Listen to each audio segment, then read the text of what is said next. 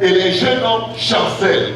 Mais ceux qui se confient en l'Éternel renouvellent leur force. Ils prennent leur vol comme les aigles et ne se lassent point. Ils marchent et ne se fatiguent point. Le même Ésaïe qui a dit, un enfant nous est donné, un fils nous est né, et la domination reposera sur ses épaules. On l'appellera admirable, conseiller, Dieu puissant, prince de la paix. C'est ce même Ésaïe qui dit que ceux qui se confient en lui renouvellent leur force. Et il soutient ceux qui tombent en défaillance.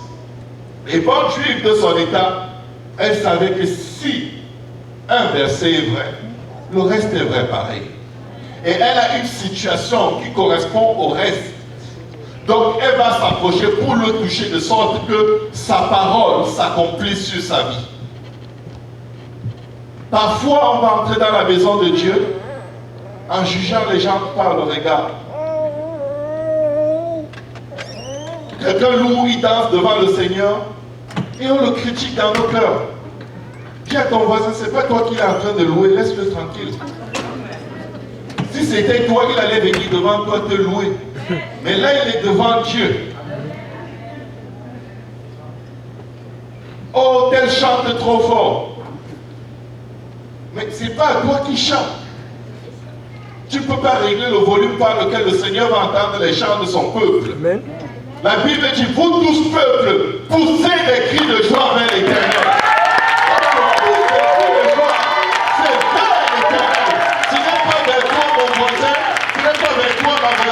Donc, excuse-moi, en ce moment, je veux toucher celui qui m'a acheté. Amen. Amen. Le Seigneur dit dans Matthieu 11, verset 28, venez à moi, vous tous qui êtes fatigués et chargés, et je vous donnerai du repos. Mais je vais vous dire une chose que vous ne devez pas ignorer. Le diable va tout faire, ou votre chair va tout faire, ou votre mauvaise mentalité va tout faire pour que vous ne soyez pas touchés par le Seigneur pour avoir son repos. Comment est-ce que tu peux sortir de ta maison après une semaine difficile? Tu viens dans la maison de Dieu pour que Dieu fasse quelque chose pour toi. Et tu réussis à critiquer des gens jusqu'à être fatigué de les critiquer dans tes pensées. Et tu rentres chez toi. En fait, tu viens, tu vas chez Maxi acheter du beurre. Tu sors de chez Maxi avec le yaourt, les spaghettis, tout l'argent de ton loyer qui est passé, tout l'argent de ton carburant. Et tu rentres chez toi, tu es content. Sauf que, quand on t'a envoyé des rappels pour tes factures, tu vas te dire, mais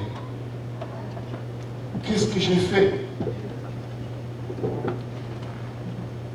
Quand nous nous approchons, c'est parce que nous venons à lui. Nous ne venons pas au voisin. Nous ne venons pas à la voisine. Amen. Parfois dans la vie,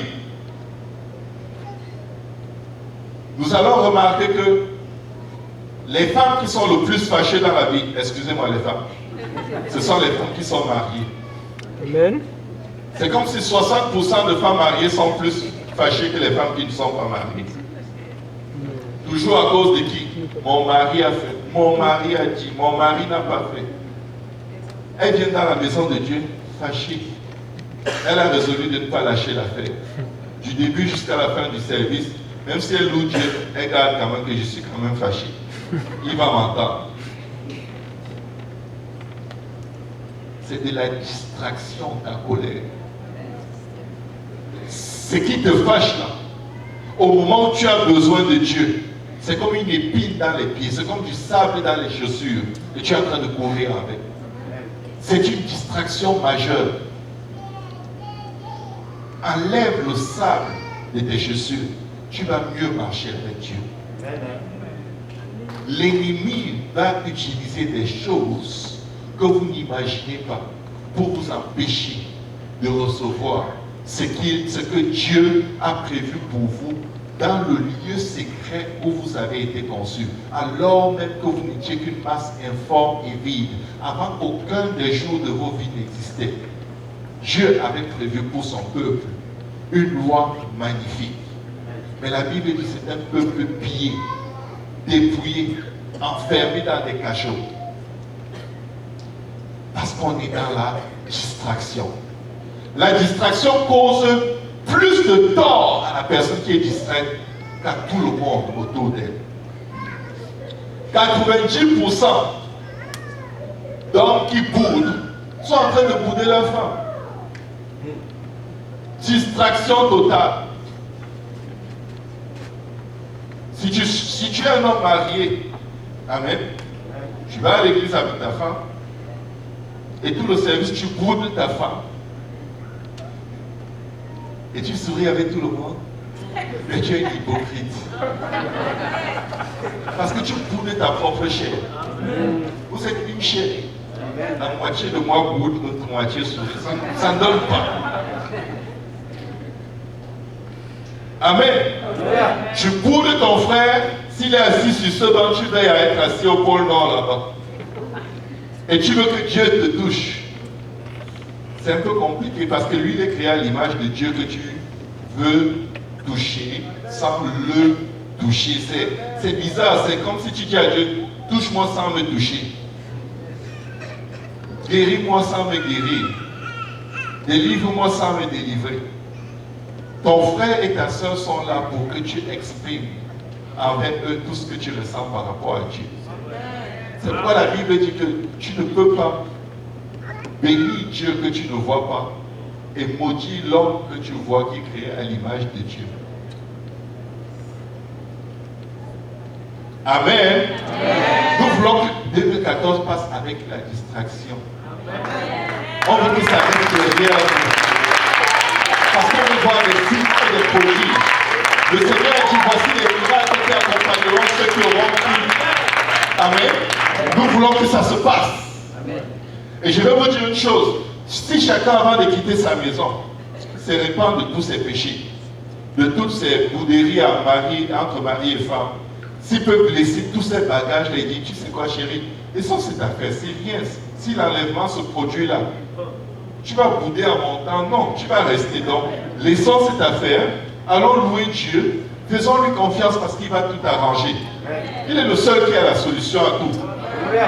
Si tout le monde peut se repentir avant de venir dans la maison de Dieu, si tout le monde peut confesser ses iniquités, ses péchés, et pointer le doigt sur lui-même, dès sa maison, avant d'entrer dans la maison de Dieu, quand nous allons entrer dans ce lieu, ça va exploser de la présence de Dieu.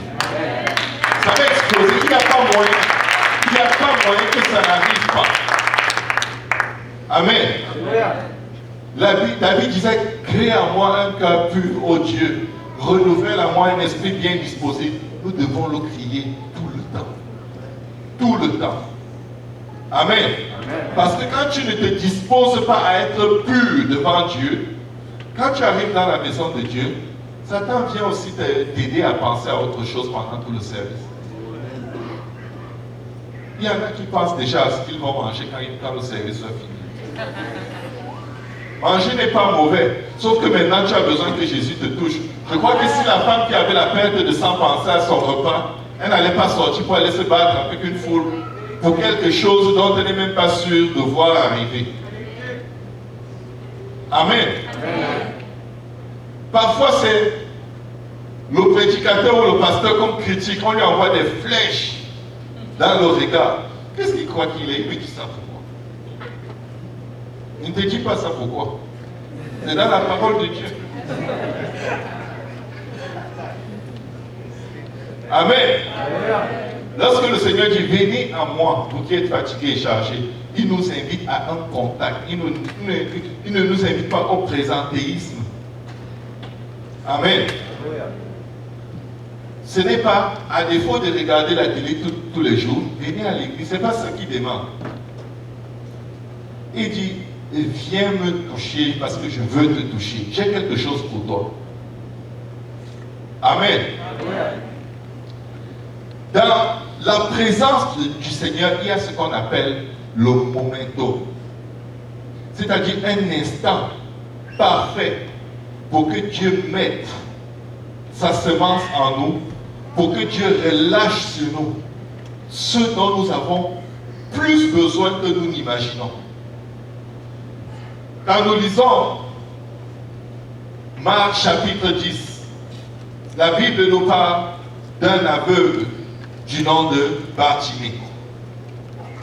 La Bible dit, Marc chapitre 10 à partir du verset 46, ils arrivèrent à Jéricho, et lorsque Jésus en sortit avec ses disciples et une assez grande foule, le fils de Timée, Bartimée, mendiant aveugle, était assis au bord du chemin.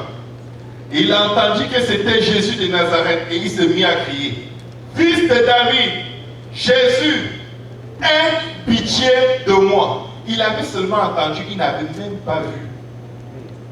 Il était aveugle, assis par terre, et Jésus passe comme d'habitude avec une foule de 2000, 3000 ou 4000 personnes. Mais il pousse un cri pour atteindre Jésus. Est-ce que vous avez déjà été au milieu de 4000 personnes qui font du bruit? Vous vous asseyez par terre et vous essayez de crier à celui qui est certainement au centre de la foule. C'est comme une aventure sans issue. Il faudrait que votre voix réussisse à percer le bruit de la foule pour que celui qui est loin au milieu de la foule vous écoute. Et Bartimée n'est pas le seul à crier le nom de Jésus. Mais qu'est-ce qui se passe? La Bible dit, plusieurs le reprenaient. Est-ce que quelqu'un a déjà senti comme de l'opposition même dans la maison de Dieu? Est-ce que quelqu'un a déjà senti de l'oppression même dans la maison de Dieu? Au point où il pense, je dois aller à l'église, il est comme, je ne suis pas sûr que j'ai envie d'y être. Bartimée, le Seigneur est à quelques mètres de lui et il subit de la part des croyants de l'opposition. Il pouvait dire, ben, bon, ok, je vais mourir, là vous serez content, et bouder. Il y en a chez qui bouder c'est comme un déclic. Donc, tu dis seulement bouder. Il saisit le mot, il ne lâche pas ça. Bartimée pouvait bouder. Pourquoi on n'a pas pitié de moi? Qu'est-ce que vous me voulez? Je suis un aveugle, je suis pauvre. Prenez-moi dans ma vie. Il aurait pu se plaindre du fait que même le reste d'énergie pour communiquer qu'il avait encore est comme étouffé. La Bible dit que ce n'est pas une personne qui l'étouffait, c'est plusieurs. Donc on devait dire, si tu cries encore plus fort, on va te barrer la bouche et on va tout faire pour que tu ne le vois pas. De toute façon, quand on dit qu'il le reprenait, ça veut dire qu'il le réprimait. Il ne lui disait pas seulement tais-toi. Il devait même l'insulter. Pour lui dire, arrête de crier comme ça. Tu nous perces les tympans. Amen. Amen.